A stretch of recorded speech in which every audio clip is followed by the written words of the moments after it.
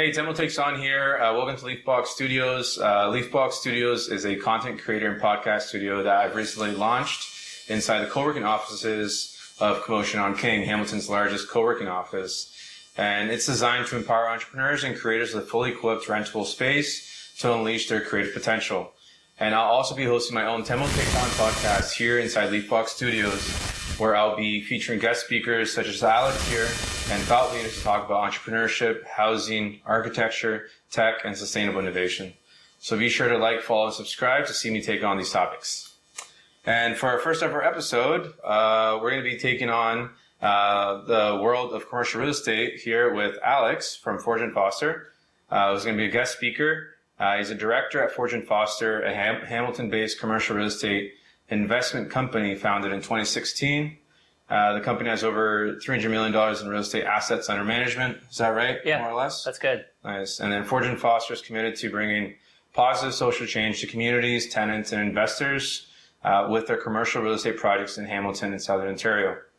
I've also prepared a list of questions that we're about to do a deep dive into the world of commercial real estate, which Alex is very knowledgeable of.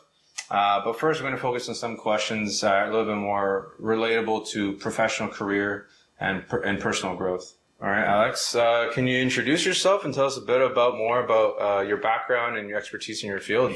For sure, yeah. I just found out just a few minutes ago I'm your first guest, so first I have to say I'm honored to be the first guest, and hopefully we can, any of the bumps and bruises that we experience throughout this, we can figure out how to go from there. But as Temo mentioned, my name is Alex Milovich. I am a director of Forge & Foster. I joined Forge & Foster about 7 years ago. So as Temo mentioned, officially Forge & Foster has been operational technically for 2016, but their co-founders, Joe and Mark Riccardi, have been in this space for a lot longer than that. And it's really kind of officially been called Hamilton home since 2016. My background, I went to school to what was formerly known as Ryerson University, now obviously TMU, for architecture. And then I was lucky enough to be able to do a post-grad in construction management. Nice. And then that was abroad. And I came back in 2017 looking for a project management job, and they had a positioning of Forge & Foster. Didn't really know too much about investment management at all because of my experience. So I was thinking maybe I'd be an architect, maybe I'd be a PM, who knows. But definitely wanted to be in the Hamilton space, especially at that time. There was not as much activity, not a lot of people investing as much as they are today into the space. So hearing about Forge & Foster was really exciting. I actually did not get the PM role that was available at the time. Oh, no way. It was, I did a lot of interviews, and it turned out they were like, hey, do you want to be an investment analyst? And I'm like, instead, so they offered you a different job. Yeah, exactly. Wow. So they just, I don't know. You have to ask them what they like specifically, but obviously something worked, and very, very different, more obviously business related. And I have kind of learned a lot of what I know today is just through my last 7 years or so now, starting in 2017, so maybe 26 years now, from just the kind of just experience going through Hamilton. And it's just been an amazing ride, just kind of seeing not only the company grow, but the city grow with it, all the changes, the kind of more backing towards the city and investment from other groups like Forge as well. And it means a lot to me being from Hamilton, growing up in Hamilton, being raised in Hamilton too. And that's, it's incredible because there isn't a lot of groups that are like Forge, in the city. And, it's been great to just be part of that ride. Okay. What's the most impactful project you've worked on? Well, is that a tough one to answer? That is a tough one. Yeah. I don't know. Like you can,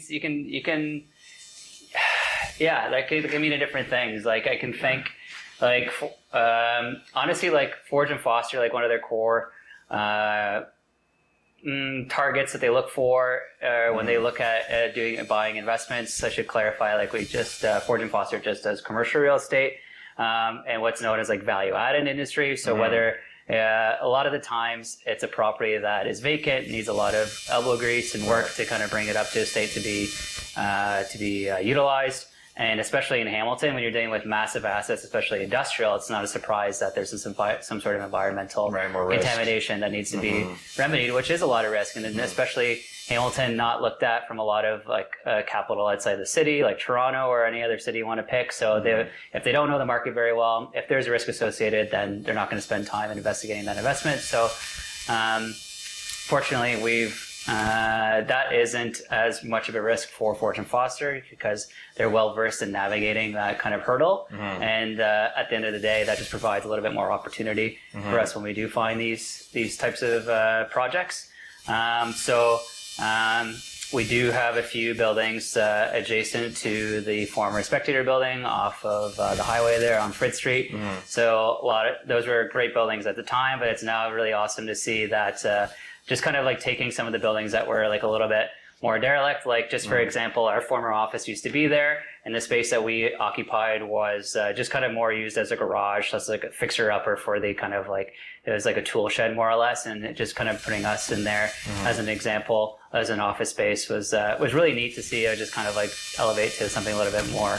I still got to go to those sites actually. Yeah, see the well, happy to. Happy to show you yeah. around, and like that was an easy retrofit. It wasn't a heritage building, so you weren't like sandblasting or anything like that. But just doing little things like just fixing the garage doors and making them transparent, putting out like a little patio out there, doing a paint job. We actually had like a little sea can inside that worked as an office space. Nice. So cool little things like that. Yeah. All right. That was just the first question pretty much, Alex. So you're doing really good so far. I think we're really doing a great kickoff to the studio, to this podcast. So our next question is actually, what inspired you to start your career in real estate, and what's the main mission or goal behind it? Yeah, I think you put together a lot of great questions. I think some are going to bleed into others, but I think I touched on it with my kind of large answer at your first question. And it's just that, I don't know what to say. Everyone kind of has a calling or a passion. My passion's always been with city building and planning and architecture. Like I said, that's where my education goes. And for wherever it is, I don't know what it is, but just being from the city, I have a connection to the city. I want to see it improve. And I think especially a lot of people sleeping on the city traditionally, still today that happens.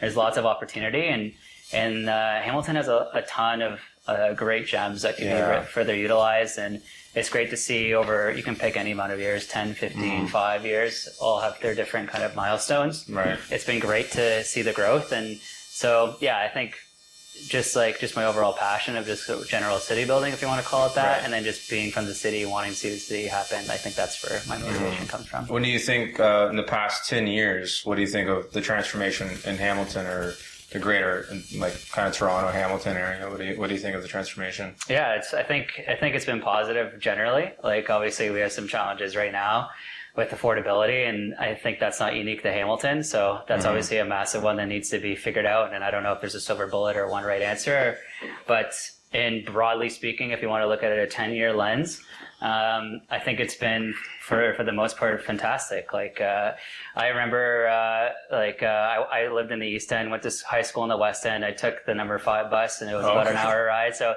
that was actually a fantastic experience just to get like a cross section of the city and to see how much it's changed now downtown.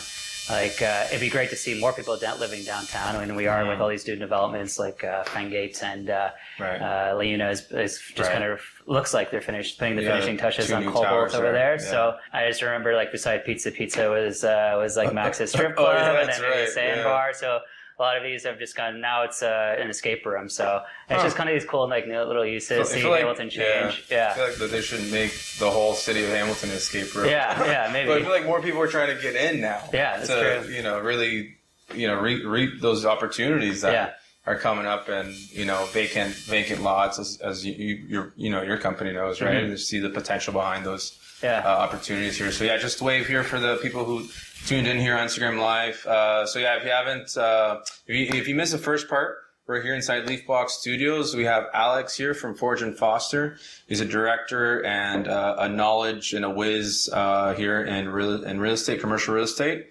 And we're going through our podcast questions here. So feel free to wave. Yeah, thank you, buddy. You rock too. David, welcome in.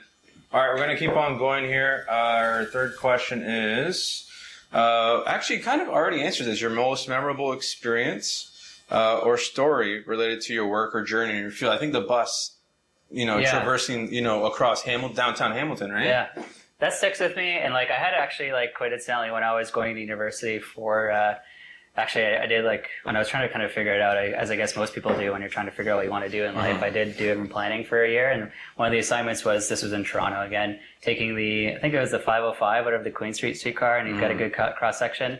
And this is like 15 years ago now.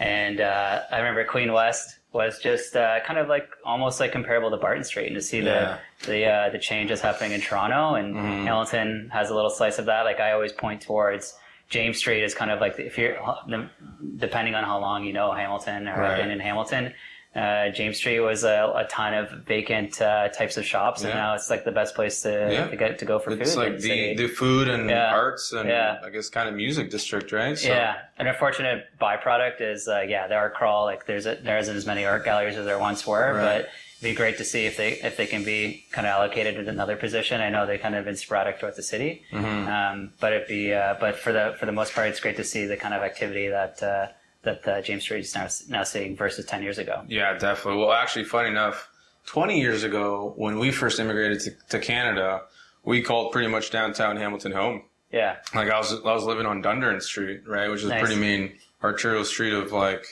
to connect you either to west or east of Hamilton, right? Yeah. And just growing up in that neighborhood, man, and seeing the change now, like it's a lot more condos and galleries and more definitely more restaurant, a lot more Mexican restaurants actually. Funny enough, in Hamilton. Yeah. Remember, there was only one Mexican restaurant, and we tried it there, and like we went with like mis hermanos, and like it was okay, but it was not like your mama Cruz cooking, Okay. So it was big change for sure in Hamilton. So let's keep on going here on the personal and professional development questions here. So next one is actually just how do you stay motivated and creative in your work or projects? Yeah, I think, I don't know, I can only speak for myself, but I touch on it a little bit too. Like for whatever reason, I take pride in the city, and this is where I grew up in. For those of you maybe just catching on late. And so I have just a genuine kind of feeling or engagement with just kind of the projects I work with in the city. And we don't, like at Forge and Foster where I work, we're a part of, most of our projects are in the city, but we do have projects elsewhere, and those are fantastic too. And it's always just kind of having that sort of passion for architecture. It's just kind of even an added bonus if it can have some sort of like kind of extra historical element to it, because a lot of the places in Hamilton, as we mentioned earlier, are very industrial. They've had a phenomenal history, maybe kind of had a lull in between, I don't know what decade you want to pick, or a few decades till now. And it's great to kind of just see them getting repurposed and kind of integrated back into the community. Yeah, I love adaptive reuse projects, man. I remember I did one project in school, and shout out to those group members there in Conestoga College. Actually, we restored a hypothetical, of course. Right? We didn't actually do it. That would have been amazing. But it was an old, like late 18th century, limestone building, actually. Wow. And it was a school, a middle school, I think, elementary school. And we converted it into a seniors housing and recreation center. It was beautiful. Wow. So that way and then we had like a nice garden landscape in the back. You had pool. We integrated a new pool addition on the same lot. And it was really cool, adaptive reuse. And we opened up the atrium in the foyer there to have a nice open space for visitors to come in as well. So anyways, that's digress from that college project there. No worries. Our next question here is what are some key lessons or takeaways that you've learned throughout your career that may benefit the listeners? So some key lessons or takeaways. Yeah, I think for me, like especially I'll backtrack a little bit just in case people kind of logged on a little bit later. But I sort of stumbled into this job.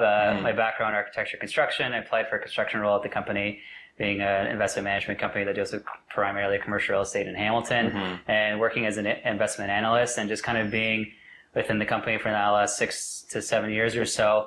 I think the best thing is just, especially from someone who just hasn't had a formal education in this background, is just try and do as much as you can, be a sponge, meet people as much as you can, and just be very open and just to like learning for any things. And there's many different facets to kind of redeveloping commercial real estate building. If there's environmental remediation, you're going to have to navigate that road, navigate those stakeholders, engineers, architects, and there's the leasing side.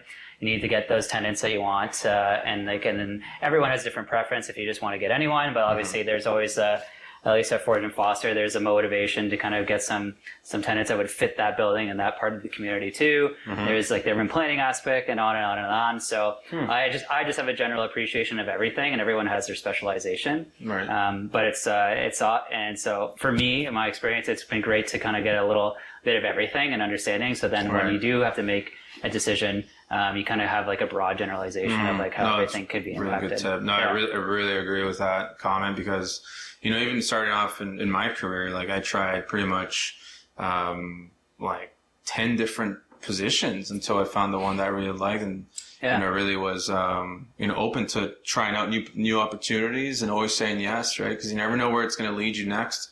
So I definitely agree with that comment there. Our next question here is, well, actually, we kind of covered this. It was practical tips or advice. We pretty much covered that, right? So just being open to, you know, trying out new opportunities and new projects, and, you know, and really just taking on the challenge as well. Like you said, if for any, whether it be in your career or whether it be in, you know, something that came up in your job, just something to, you know, it's something to jump and hurdle through.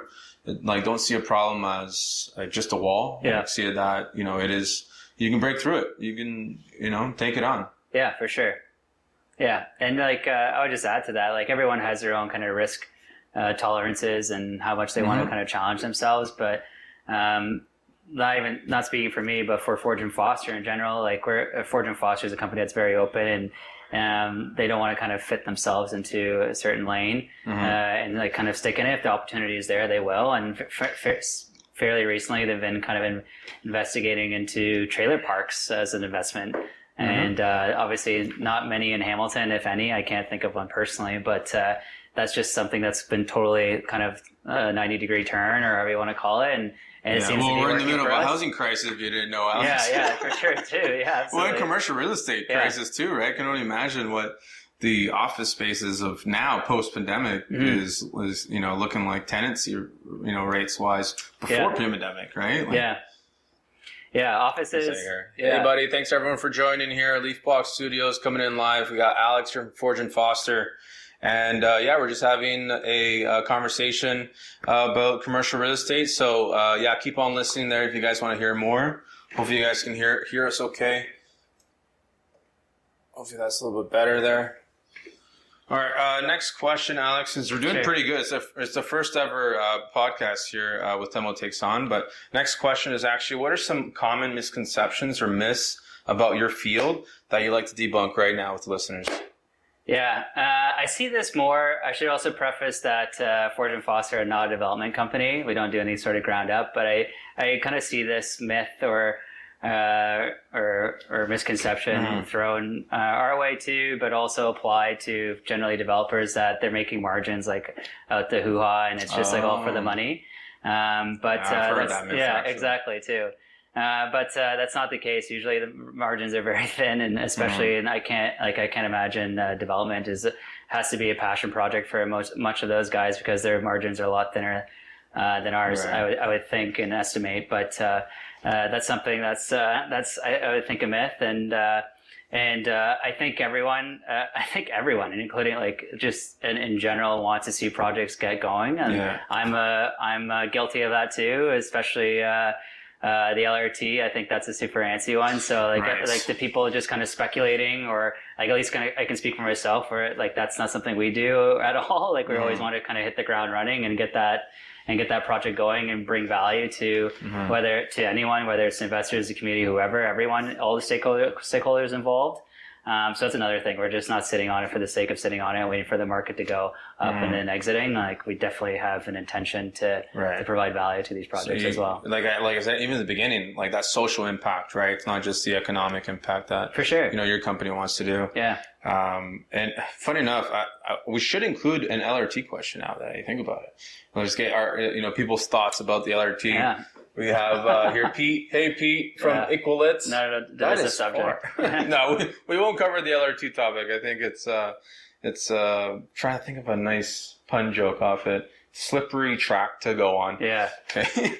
Next question here. We covered the common misconceptions or myths. That's a good one. Okay, this one kind of opens it up and kind of more vision casting. Like, where do you see the future of your field evolving into, and what excites you the most about it? Yeah, I think at least from being from a commercial real estate perspective, I've only had a small slice of it in my experience. I'm definitely not as well versed as people who have been in obviously for a lot longer, 25 years plus or so, just an arbitrary number. I've been for 6 or 7, but even that 6 or 7, even when I started industrial, no one wanted to touch it at all. Office and retail was the place to go. People were going to malls. People were working in offices. Those were the spaces. And now it's like totally flipped. Like it's now everyone wants industrial assets. People not so much office. When the pandemic hit, no one wanted retail whatsoever. That's made a bit of a recovery now. So I think there's always going to be new trends that kind of come up. Obviously, the pandemic was a big milestone moment in everyone's life, and not just regarded to real estate. So I think you're never going to be able to forecast like something like a pandemic in your future thinking. But like that's something you always have to be cognizant on, or kind of just a personal preference, just diversifying your assets. So if you were just a pure office REIT or investor or whatever, you're not just kind of stuck holding the bag now.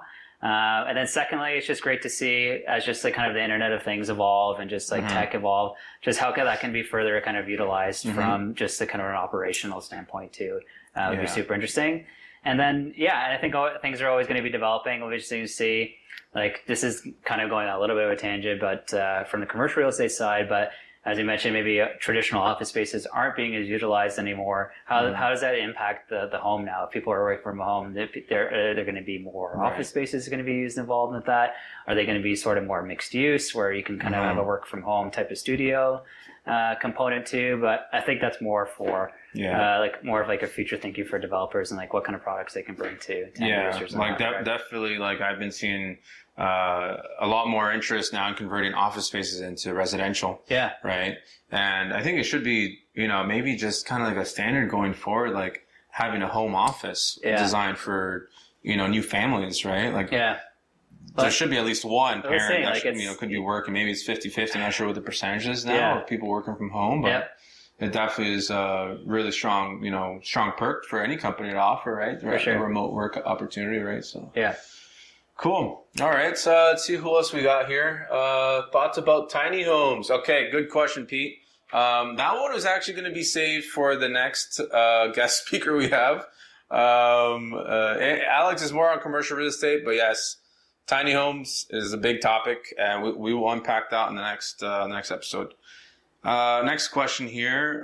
It's actually your favorite book or resource or even podcast like this one that that you can provide as a tip for someone to recommend to read or tune into. Yeah, I'll definitely add this podcast to. Thanks, I don't even know what the podcast app I have on my phone is, but I'll add it to that. Yeah. Listen, So like.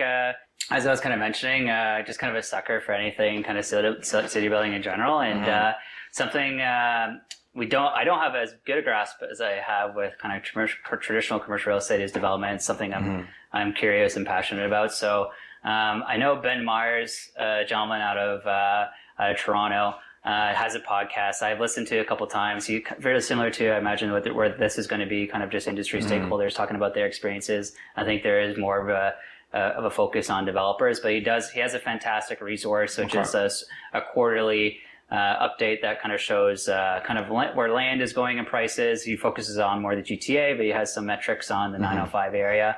And for me, that's just really interesting to see how that kind of component of the sector is heading towards. So I'm always looking for key or how the trends are going. In the development sector, but it's also nice to see how Toronto is going too. I do focus mostly on Hamilton, but for what I can probably say, what can be said for a lot of cities is Toronto is the engine that kind of keeps everything going, and Toronto is always going to have the biggest rates, no matter where you look, and kind of has a trickle down effect or reverberation from there. So usually what happens in Toronto eventually has an effect in Mississauga, Oakville, and so on, and it lands in Hamilton. So it's kind of interesting to see what's happening in there, and then if that kind of gets some effect felt in the city. Mm-hmm. Exactly.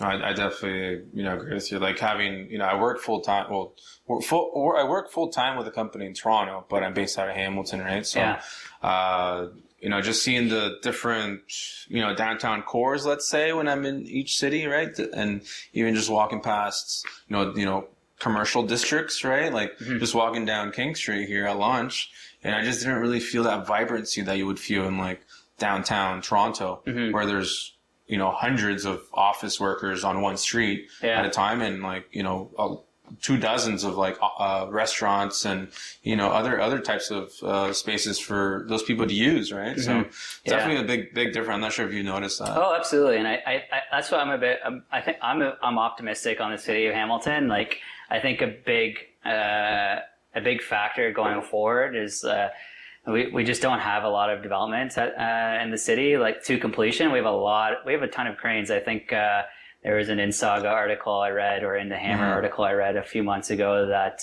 they ended up interviewing Mayor Andrea Horvath, and she stated there's 21 cranes in Hamilton right now, which is massive. That's a ton of cranes. So, and there's a ton happening in downtown. And as I kind of mentioned at the beginning of the podcast, there's the Cobalt Towers, which look almost very complete at the moment. So it'd be just great to get people living in the community and then just kind of interacting. And I have to think from that, just having those hundreds of people living in the core, you're just going to more vibrancy. Exactly. For sure. Yeah. You're going to have maybe that helps incentivize more businesses to come to fruition too, and more vibrancy, hopefully. Yeah. Awesome. Really great conversations here. Our next question is going to be probably like maybe one of the last personal questions, and we'll jump into more like commercial real estate.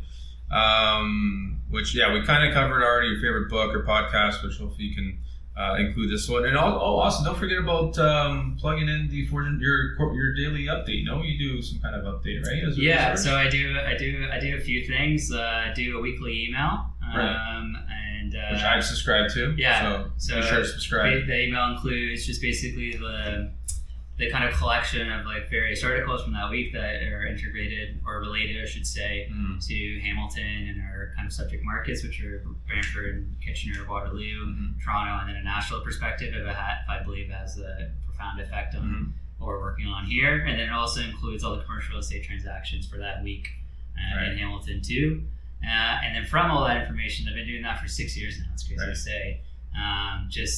We usually do a quarterly presentation here at Commotion on King. Most of the time, I don't believe we've done it anywhere else that I can think of. And that's just me kind of pointing to the trends that we've seen based on all the data I've collected and we've collected over the last several years now, and kind of see where things are going and making informed decisions on that. And those are the two major kind of promotional pieces that I and Fortune Foster do.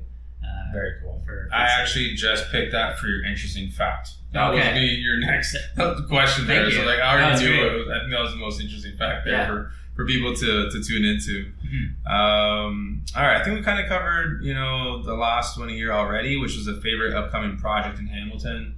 I think I would go with Pier 8 maybe. It's very very big project. There's 2,000 3,000 units, right? And something like that. I think you're right. I can't remember what the number is exactly. It's the waterfront. You're gonna have like epic views of Hamilton Harbor, I guess. It's a great spot. Like it's just a general trend of like just a repurposing of what was there before, like a kind of an improvement. So it'd be great to have people living in the core again.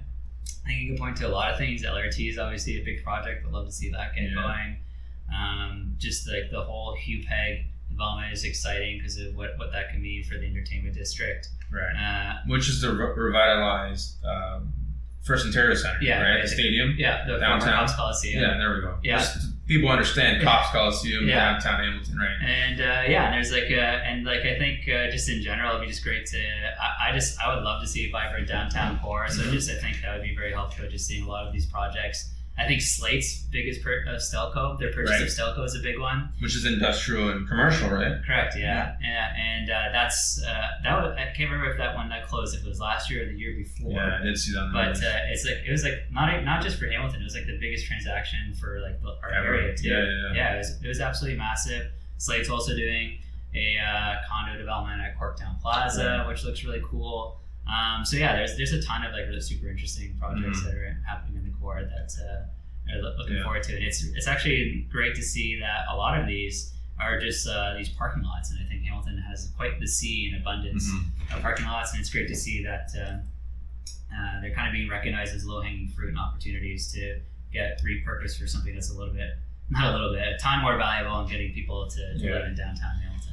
Yeah, Alex, well, we actually talked so much. My memory card has, I believe, fulled up, but it's stopped, but now it's going to look, it's restarting now, so it's recording now, okay? So that's why we got a backup camera here, so we'll probably switch it up to that one. Okay. But next question here, since we kind of covered all the personal growth and professional development questions, we're going to talk a little bit more about just your opinion about, the current state of the real estate market in our region, including, maybe commercial and residential. And we can just kind of unpack those, that opinion there about the current state of the real estate market. Sure.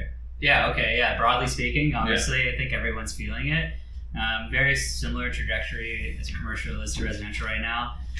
Interest rates are what I've been finding have been fundamental to any sort of activity. Right. So everyone, the expression I hear is pencils down or pens down. Everyone's just kind of a wait and see approach right now. And that's because the numbers, the performance don't make sense. Exactly, right. The cost to borrow money, just to say simply, is just too expensive. Yeah. And what I'm seeing right now is that valuations are still being held by landowners and property owners to similar valuations that were, I'm going to say, like a year and a half ago.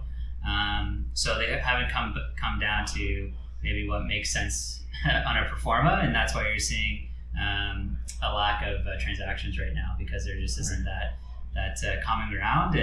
And who knows, like a lot of people think maybe with interest rates renewals that might start putting some heat to some landowners, and there might be some opportunities, but for the most part I haven't seen that yet. I don't know if that will happen anytime soon. But for at least from what I'm seeing, it remains to be seen. Yeah, I think just overall, like even in my residential affordable housing projects, like a lot of unfortunate interest rate hikes have cost us final bottom line. Like what is your your cash flow at the end of the month, or what is your return on your investment, right? It's just the pro forma scenarios and financial feasibility is not favorable at all to kind of go ahead. You got high construction costs, upwards to maybe $550 a square foot to build, all in, right? So I've seen some of my projects hit up that high, and you factor in, that dollar per square foot to build, you factor in your interest rate, which is maybe 4 or 5%, right? For new builds. Then you factor in, just your laborers, your trades, right?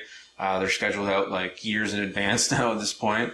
I think overall, so immigration may be causing an upwards demand on more rental units, because the housing crisis that we're in is not favorable to people who are newcomers like me. 20 years ago, there's no way we could have even thought about buying a home now. But gracias a Dios, which means thanks to God in Spanish, would be that my parents bought a piece of farmland, right? So now we're the Pumpkin King, actually. So a little plug there. So Pumpkin King up in is it Caledonia. Pumpkin season yet? Yeah, it is very, very much so pumpkin season. Okay. Yeah, we have thousands of pumpkins ready to go there at 784 Highway 6 in Caledonia, just past Hamilton Airport. So come get your calabasas up at the rancho. Yeah, much more of an entrepreneur than I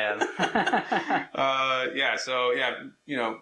Just an opportunity to, just talk about a little bit more on my personal side and land, let's say, in Canada. But just thinking about buying, farmland now, it is upwards to, I've heard it's 700. Well, you probably know, for farmland, it's probably $750 an acre to $1 million per acre, depending on the region that you buy into. I mean, that. No, it depends. I think for the most part, throughout and through agricultural land is actually much cheaper. It can be anywhere from $10,000 to $30,000 an acre. Oh, I see. Yeah, but industrial land at its peak value, a year and a half ago or so in Hamilton, was hitting. I saw one transaction that was about $1.75 million an acre for industrial. Yeah, a few that went for 1.5. Now land isn't really trading. Actually, like residential land is trading a little bit, but they have high VTBs, vendor take-back mortgages, associated with it, which are fairly necessary because you're just not going to get the rates available from even private lending to facilitate those transactions for land that's not providing any income. So industrial land is not really trading as much anymore, but so that's another problem we're having right now is that it's hard. Like, what valuations can you provide to current values if there's no transactions? So usually there's the income approach where you can kind of just ascertain a value through a cap rate, but then there's also the sales comparables. But if those comparables aren't there, you're kind of handcuffed a little bit. So that's something that I'm struggling with. I know talking to a few appraisers, they're having a bit of a challenge with that too. Right. Because there aren't that many comparables. Exactly. Right? Exactly. Because of the lack of transactions. Yeah. So just to kind of trying to put a value on what current industrial land in Hamilton is it's tough to say because a lot of those comps are from 2 years ago, which is a totally different market than it is with today. Yeah, definitely. Yeah. Wow. I think we kind of covered the current real estate, which would probably be just okay to bad, right? Like in the 50% mark and like a little bit low. It's just like pencils down, as you say, right? You're not gonna go ahead if you don't have confidence in the market, right? Yeah. Yeah. Well, like I think everyone. Maybe I can speak only for myself. I think this is a short-term occurrence, right? Like the Feds are saying, or the Bank of Canada is saying, like this is just to combat inflation. So that's always a wait-and-see approach. A lot of economists have like an idea of what it might end when it starts going down, and then maybe that'll provide some more optimism and activity into the market. But at the time being, it's just as we touched on, it's just as simple. It's just it doesn't make sense in the performance. So then why would you go ahead and do anything? So that's just kind of just the way the situation is right now. And it's kind of like a double-edged, self-inflicted wound. Like you have, your pencils down, and it's actually a really bad side effect of the of how to solve the housing crisis, right? Like you want pencils up, you want projects to go, but you can't do that if you have like high interest rates and it's a bigger risk and higher cost overall to go ahead with the project, right? So I think it's really unfortunate where it's that kind of wound to the crisis, right? It just makes it even worse. For sure. And not being a developer, I can only speculate, but that absolutely makes sense to me. It must be more difficult. But with the recent, I think, announcement from the federal government that they'll be removing or kind of pushing down the line the HST payment, or if it's a GST, I can't remember which one exactly. But I've seen that I've just seen just through articles that's been accepted greatly. With open arms to a lot of developers. So hopefully that has an impact. I've had a couple people reach out to me, hey, do you have any offices? You touched on that before for conversions. That's been a kind of a tricky kind of avenue to kind of pursue because not every office is able to go through a transition. But I've had a few people now with this recent announcement with the HST kind of getting kicked down the line. That makes it makes more sense now. So they're starting to kind of dust off the performance a little bit to see. So that can make it a little bit easier to get much needed housing everywhere. Yeah. Well, I mean, technically that would be 8%, which is the GST portion of the HST, right? Just so everyone can understand what 8% can do to, essentially be eliminated on the construction costs of, building these, new apartment buildings. Just recently this week, I've had to update my performance for my project. So, that 8% could be, depending on the total construction cost, it could be maybe $300 to $500 to even $1 million being saved depending on how much that 8% represents on the total construction and project value, right? So, definitely, have to unpack that a little bit further with, the current real estate. But I think just to kind of say, simplify it, I think it'd just be kind of like it just kind of hover state, right? Like we're not going ahead on project, unfortunately. So, all right, next question here. It's going to be, I think we covered that one. Yeah, so we talked a little bit about this before. So how might remote work trends affect the demand for both residential and commercial properties in our region? And have you seen any good examples of that? Yeah, I haven't seen it specifically being on the I choose a specific example. I don't know if this is already becoming a norm in condo development, but I remember reading in the Corktown Slate development, they're going to have special kind of hot desks and an office component to the amenity space there. So I think that's really smart. I think maybe in general, like you're going to see just kind of work from home offices, maybe converting a bedroom or a portion of the basement or garage or what have you to facilitate to kind of have a space to yourself. And it's interesting to see like what's going to happen with office in general. Like we've had this massive, everyone just stays at home for every day of the week. Then there was kind of a pushback about returning to the office. So I think it's going to be different depending on the market, the area of work you focus on too. Like I know a lot of folks in my line of work are going in the office every day. I know I've heard anecdotally that people more on the tech side are staying at home more. So I think it depends on the industry, it depends on your preference, but obviously depends on your employer and what they want to do. But I think at the end of the day, it's obviously having a real effect on the office valuations. Because tenants are not requiring their office space as much as they used to pre-pandemic. So they have a little bit more leverage in their rates there. And what you're seeing right now is like there's still demand for office, but it's going to be that prime, whatever percentage, that top 10% of office, that class A or class AA, whatever the new term is. For it's like buying a piece of steak now, right? Exactly. So that's what I was alluding to. Like now, like what you want to call class like B and C offices, like a little bit of a lower quality. What happens to them? And I think that's like the biggest question mark right now.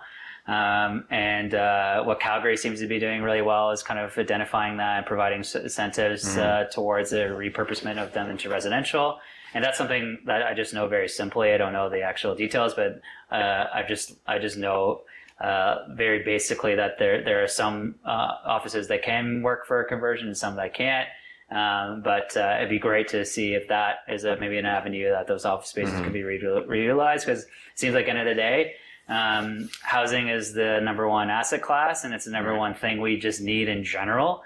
And even look at retail, like when especially during the pandemic, retail valuations were starting to diminish a little bit. E-commerce was going up. Now it's rebounded quite a little bit, but every REIT or landowner that owns a mall is looking to repurpose it into some mixed-use community, which makes sense. It's fantastic. Huge upwards trend. There's so many concepts on that now. Like, and it's great, and especially like the one I can think of too immediately is Eastgate Mall has a bit massive concept to do a number of towers for that site. That's going to be the anchor location for the East End LRT. Right. So that'd be great to incorporate. And then up the road on Centennial, the city has a secondary plan for the whole corridor.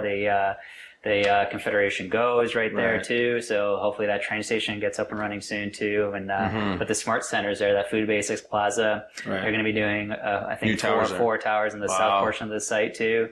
So yeah, it's awesome if the retail is hurting, like grocery anchored retail is doing very well.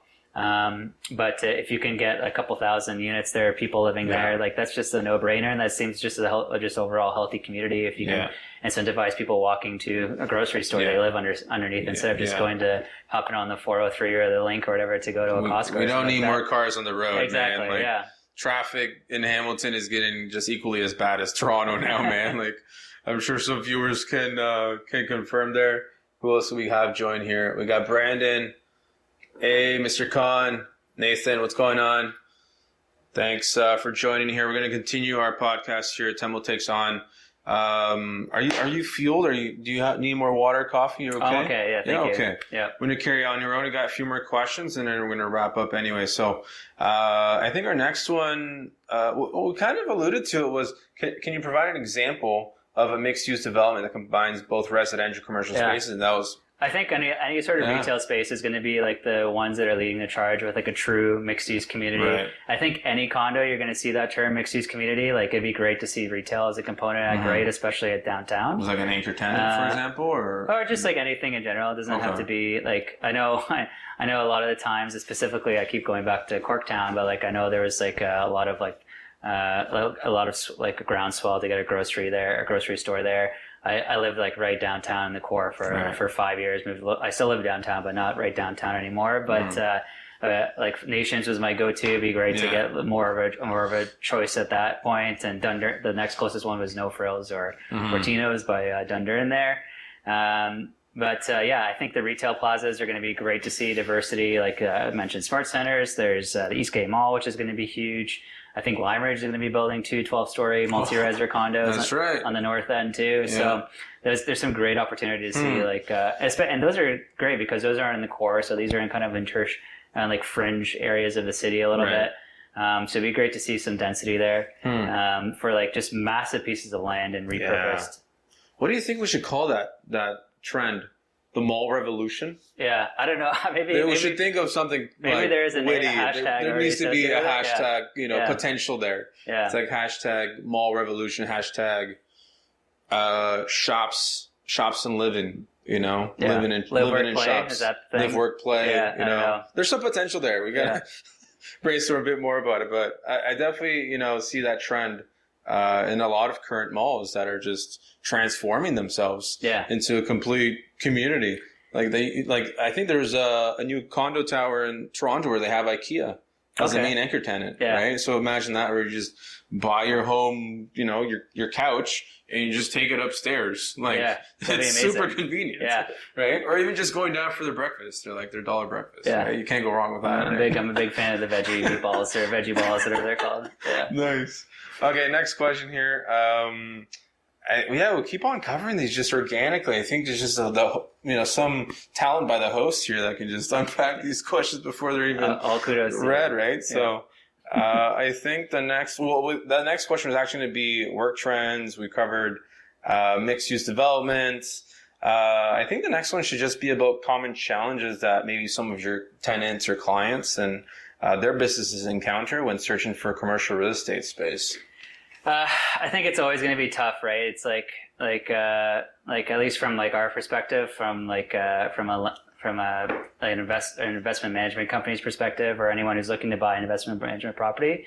I always say you're going to go through way more of just kind of going through the process of like some targets or whatever you're trying to look for. Mm-hmm. I kind of put it like 95% of what you're going to see is not what you're going to act on. Office shopping. Yeah. Rather than home shopping, that's what you're talking about? Or just like investments in general, if you're looking for a property to purchase. Gotcha. So it's just being diligent, getting out there, just putting out your feelers, building your network. So when the opportunities do arrive, maybe they'll kind of pass it your way. And also a lot of the times is a lot of the opportunities are not present in the market through traditional means like MLS or Realtor or whatever have you. So like private deals, right? Yeah, exactly. So a lot of it is connections. A lot of it is door knocking. Mm-hmm. That's a whole gift into itself, being able to just kind of cold call if you want to, or just approach a space and just saying, hey, what's exactly. Yeah. So those are where the best opportunities lie.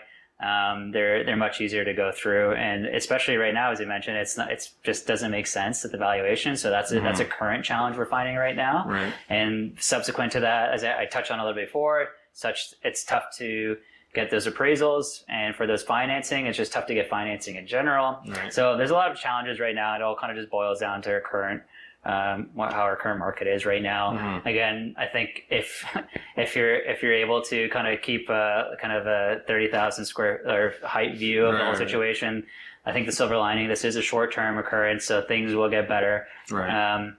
But it just kind of that short term, if you just have to just grind make through it through. Exactly. Much, right? Yeah, I know that's it's easy. Tough times. It's tough to say, but that's the situation, unfortunately. And so like it's just I think the most the challenges that are right in front of us right now will be short lived, and it'll be at the same time the growth that we've seen in the last 5 years. I don't know if that sort of pace can be sustained, but at the same time, I think things will naturally progress as it should. Yeah, the exponential growth, pre-pandemic was just unbelievable, right? I mean, I was looking at just to say something objectively, I was looking at values for industrial in Hamilton. They're about $100 a foot, and now it's easily $200 a square foot. It's double. Industrial now, it's about double to 5 or 6 years now. It's crazy. Wow. Yeah.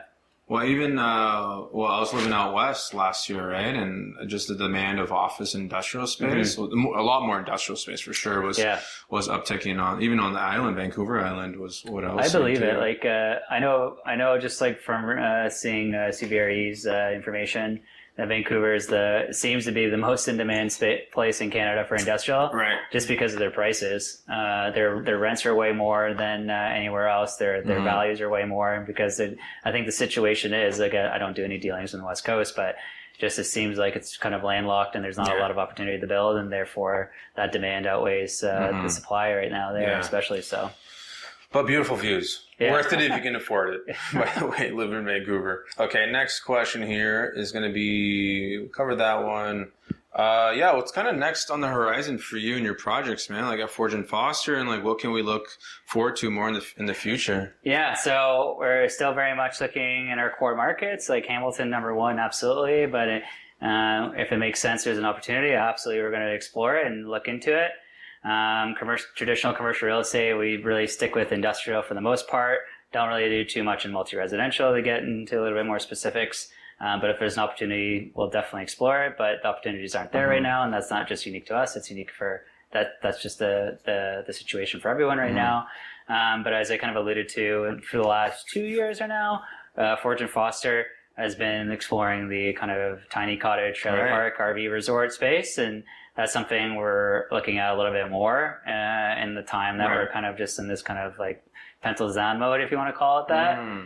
So in the immediate future, that's what we're looking at. And then hopefully in the next year or two, when things pick up again, we'll go back to our traditional kind of commercial real estate and like find bricks and mortar, let's say, right? Yeah. But you should explain more to the viewers as to what this concept is about, the trailer park, properties that you guys have. I think numerous ones now, right? Yeah, we have a few now. We have about 9 throughout Ontario, and it is. I get like, especially during the lockdown measure era that we were living in, it was just seen as a quick getaway. It's very much more approachable.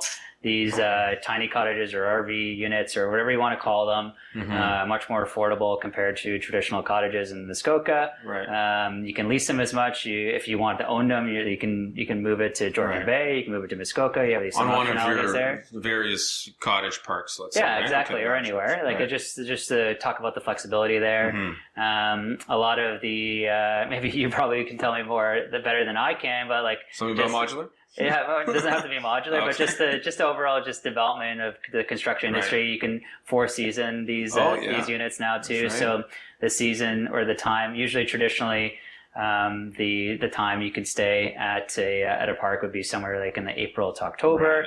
But now that can be extended a little bit more because of the advancements and just general construction technology. Insulation. So that's great. Yeah. So it's just been great to see those as kind of like as what seems to be as an affordable option for vacationing, resort living, and you could technically live there for. I think our longest season at one of our parks is 11 months or so, and then if you maybe want to head out for December to Florida or something like that, or find an Airbnb and so you could rent it out as well if you're not staying at if you own it, absolutely, home, right? Yeah. So that could be a point of income too if you so wish to. And that could be a good opportunity for like new investors, let's say, or for people who want to get in the industry, but they would own the actual cottage, but they would lease the land, I'm assuming, right? Or Correct. How would that work? Yeah, exactly that. Okay. So you have to lease the land. You can own the cottage. You don't have to own the cottage. You could lease it from the park itself too, if you wanted to. And it's just and how I personally describe it is like a condo on wheels. It's like the amenities in there are amazing. It looks like a condo. You have a kitchen, you have a washroom, you have a bed that swings down. You can have a second bed up in the loft. So there's lots of features that I'm sure a variety of builders can provide. It's essentially a tiny home, right? Yeah, it's like a tiny home, and it's like it's hooked up to services at the site too. Every site's different, of course. But it's just great to see that, and as I alluded to earlier on, or touched on, is that since it is on wheels, you have the potential flexibility to move it to any site you want. So maybe one year you'll go to Georgian Bay, and next year you can find a spot in Muskoka, or you can go to Niagara in the vineyards, or what have you. So many options. I love it. Yeah. So many different views and scenes you could get. Nice. Yeah, sure. All right. Let's say hi here. Oh, my girlfriend Novia, Erica. How's it going? Welcome. Thanks for tuning in. Number 1 supporter right there. That's good. Thank you. She helped me with this it looks backdrop, fantastic. actually. Yeah, I complimented Tamo before we started. This is amazing. Thank you. All right, and last 2 questions, I think here. We're going to just ask you, how can our listeners connect with you, connect with you or learn more about you and your work? Yeah, maybe when you post this on YouTube, you can provide them information, but happy to always have a conversation with anyone, anytime. Mm-hmm. Yeah, I have a complicated name, so maybe it'll be in a text form after this, but you can reach me at my email, alex.manojlovic@forgeandfoster.ca. Feel free to Google me, hit me up on LinkedIn if you want to just do a reach out. Yeah. Absolutely. Happy to chat about real estate, anything. If any questions on Hamilton, always open to having a conversation about anything at any time. Especially if it's related to Hamilton and just amazing, cool projects, right? Yeah. Love it. Same with me, actually. Hamilton is home. It is. Hamilton is casa. Yeah. Pretty much. Okay. Our last question here. It's just, opening it up to, what kind of knowledge and, one most valuable piece of advice you've ever received, and how has it influenced your life or work? Oh boy. Yeah, it's a big one. I don't know.